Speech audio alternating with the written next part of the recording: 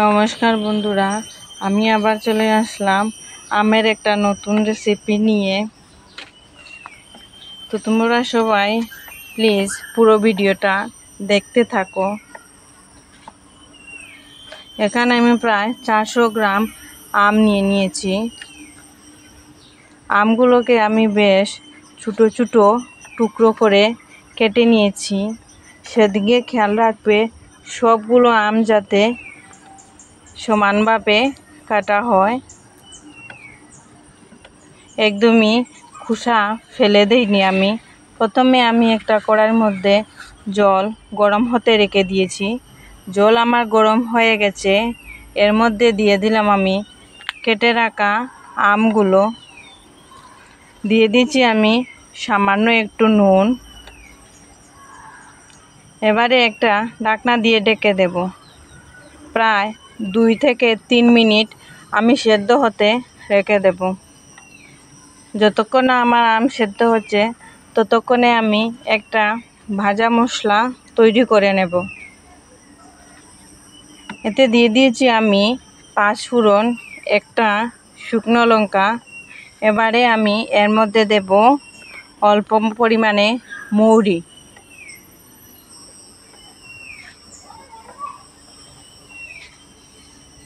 এগুলো দিয়ে আমি গ্যাসটাকে একদমই লো ফ্লেমে রেখে একদম ধীরে ধীরে আমি মশলাগুলোকে ভেজে নেব।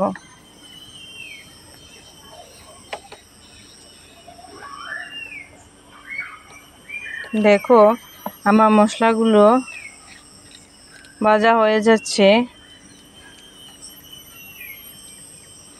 এই মশলাগুলো লাল লাল করে ভাজা হয়ে গেছে। এবারে এগুলোকে আমি একটা পেস্ট তৈরি করে নেব। একদমই মিহি করে পেস্ট করলে চলবে না, একটু দানা দানা রাখতে হবে, তবেই আমের চাটনিটা বেশ ভালো হবে।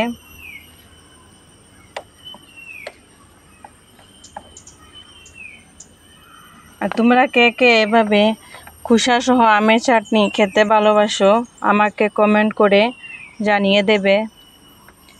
দেখো আমার মশলাগুলো পেস্ট হয়ে গেছে।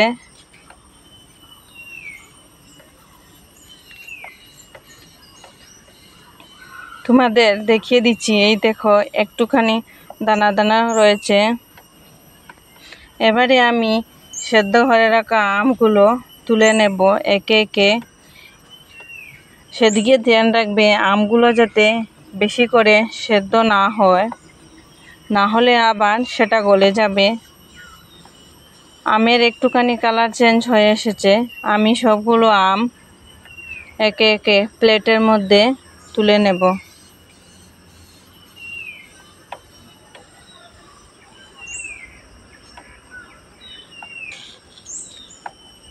এবারে আমি একটা কড়াইয়ের মধ্যে দিয়ে দেব অল্প একটুখানি সর্ষের তেল।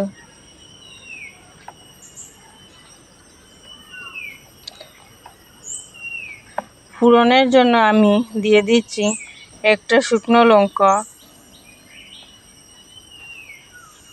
অল্প একটু 5 ফোড়ন। এগুলোকে আমি নেড়েচেড়ে ফ্রাই করে নেব।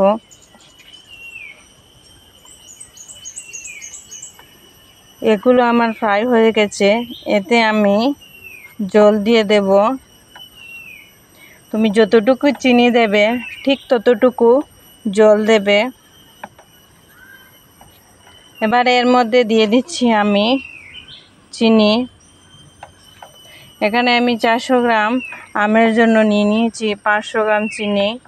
তোমরা মিষ্টি খেতে ভালোবাসলে আরও চিনি দিতে পারো। এবারে এগুলোকে আমি নেড়েচেড়ে একটুখানি চিনিগুলো গুলিয়ে নেব, না হলে নিচে জমাট বেঁধে যাবে।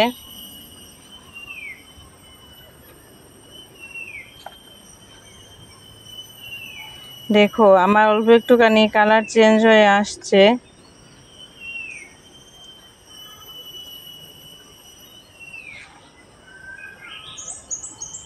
এর মধ্যে কালার আসার জন্য দিয়ে দিলাম সামান্য একটু হলুদের গুঁড়ো, দিয়ে আমি আবারও নেড়ে চেড়ে দেব।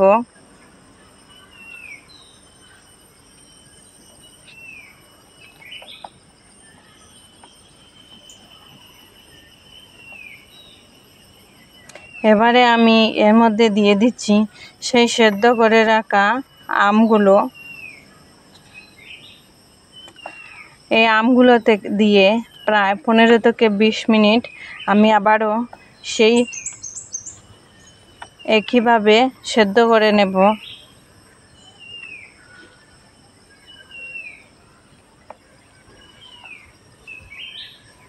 এই দেখো আমের মধ্যে বেশ জল দেখতে পাচ্ছ, এগুলো আর থাকবে না। এর মধ্যে দিয়ে দিচ্ছি আমি সেই বেজে রাখা মশলাগুলো, দিয়ে আমি আবার একটুখানি নেড়ে চেড়ে দেব।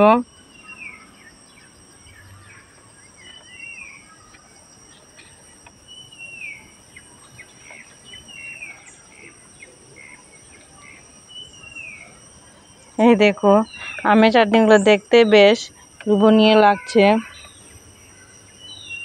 আমার তো কুশা সহ আমের চাটনি খেতে বেশ ভালো লাগে। এবার এগুলো ঠান্ডা হলে আমি পরিবেশনের জন্য রেডি করে নেব। ভিডিওটা ভালো লাগে চ্যানেলটা সাবস্ক্রাইব করে বেল আইকনটা ক্লিক করে দিও, আর আমাকে এগিয়ে যেতে সাহায্য করো। সবাই ভালো থাকো, সুস্থ থাকো। টাটা।